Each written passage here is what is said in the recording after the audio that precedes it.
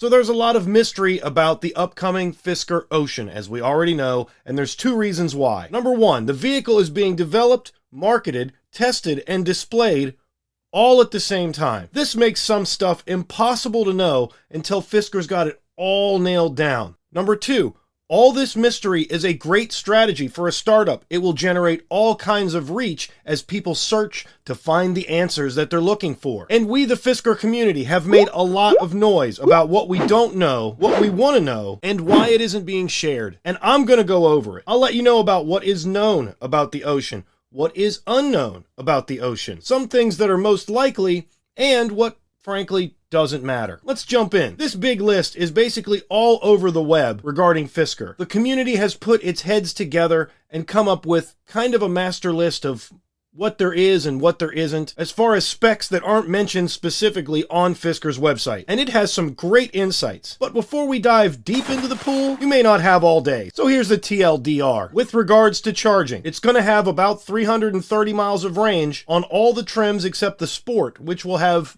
less, rumored to be 250 miles. We don't know how fast it charges, but it will have plug-in charge at Electrify America. With the exterior, 8.5 inches of ground clearance, no spare tire, a confirmed heat pump, power folding mirrors, rain sensing wipers, and no frunk. And frankly, no tax credit for those in the US who haven't converted to an order already. The winter package has front and rear heated seats, no cooled seats by the way, remote climate control, heated windshield washer and nozzles, and all of this is standard on the Extreme and the One. Regarding the interior, here's the legroom. The rear seat will recline. There will be wireless charging. There will be ISOFIX attachments on the outside rear seats. There's no third row, and I was told in person that... Do you know if the seats fold flat? They will fold flat. Flat? Yes. Man, that's an Easter egg right there. We've learned something today. But it has not been confirmed anywhere else that I can find. With technology, it'll have some kind of adaptive cruise, route planning navigation with a mileage estimate, no heads-up display, Apple CarPlay, Android Auto, selectable regen levels, but we don't know how that's going to work, camera security monitoring of some kind, rear climate controls on top trims, that's your limo mode, optional vehicle to home and vehicle to vehicle, but there's no detail, automatic emergency calling in the event of an accident, and a digital rear view mirror. Confirmed accessories are a tow hitch, a roof rack, and also some additional colors should be coming soon, but it hasn't been confirmed exactly when. Hopefully our FISKER Ocean One folks will get in on that as well. I would assume they should. Firestone, Bridgestone, Mekonomen, Cox Automotive, and Revis will assist FISKER with service. And the only thing we know about crash testing is 5 stars. That's your TLDR. Smash the like if you learned something. And let me know what I missed in the comments. Now that's out of the way. Here's the missing stuff that matters. We need charge speed in kilowatts. It's a huge thing. We don't know it yet. And frankly, we also need battery preconditioning and charge curve for that matter. Battery size is a statistic, but once we know the charge curve and the kilowatts charging speed, as well as whether or not it preconditions, I don't know if I'm super concerned about what size battery it takes to deliver that. Also, the 400 volt or 800 volt architecture is not going to make or break my decision either way. I also feel the same about the 10 to 80% charge time. If you've ever road tripped an EV, 10 to 80% is like going to every restaurant and bar in the area and ordering a martini with no additional instructions, and then expecting the exact same drink to be delivered exactly the same way every time. It just isn't going to happen. It's always different. Do you feel the same way about battery size? Let me know in the comments. Oh, and the free charging. I don't get this. Usually it's like 1,000 miles, unless it's really advertised all the way up front. And if whether or not you get 1,000 free charging miles is going to matter to you as far as a long-term purchase decision, just go get the Volkswagen ID4. It's got 3 years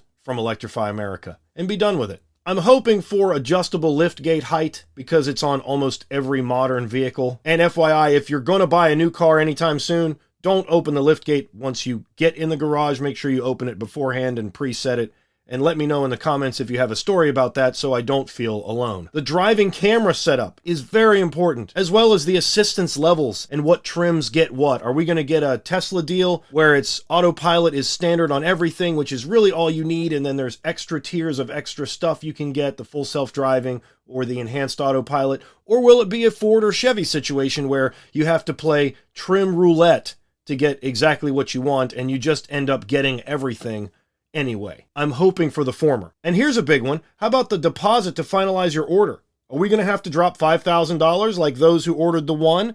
I totally understand the $5,000 for the Fisker Ocean One. I get it. It's the limited launch spec and it's very exclusive. But if you expect all upcoming Fisker customers to have $5,000 to come out of pocket, I'm hoping that's not a thing. But I would like to know how much the deposit amount is, because I'm sure it will at least be something. And finally, I'll address the elephant in the room. If you've watched this far, you deserve it. And that is that there's a chance that no Fisker Oceans will ever be delivered, and we've all been duped. I would tell those in the same vein, if you're not going to reserve a Fisker Ocean until you can physically sit in it and drive it, make sure you come back to this video in 2025 and let me know how your delivery went. I think it's healthy to want to test drive a car before you own it.